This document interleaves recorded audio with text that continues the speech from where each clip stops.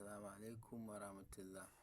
'Yan uwa, wallahi al'azim wannan aikin yana yi. Rufin baki ne mai ƙarfi. Shin shari'a gare ka ake yi ta ƙi ci ta ƙi cinyewa? A'a, wasu kuɗi ne ka ci maƙudai miliyoyi, wata hukuma tana bincikar ka? A'a, ko kuma bashi ne ya karye maka? To 'yan uwa, a ji tsoron Allah. In aka yi aikin nan sharaɗi guda ɗaya ake bayarwa.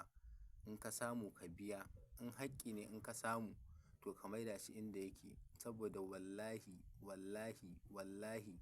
aka yi wannan aikin to ba za a ƙara tambayar mutum wani abin da ya shafi wannan abun ba har abada.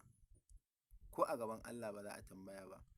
Da ayar Alkur'ani ake tasrifi da lemon tsami yadda yake shiga baki baki ya kasa magana. To wallahi in gawa za ta yi magana to wannan in aka yi aikin to wanda kake bi ko wanda yake bin ka ko bashin kuɗi ko gida ko mota ko wata shari'a to wallahi shi ma zai ƙara magana. Amma gawa ba ta magana. To wannan aikin ana kiransa gawa.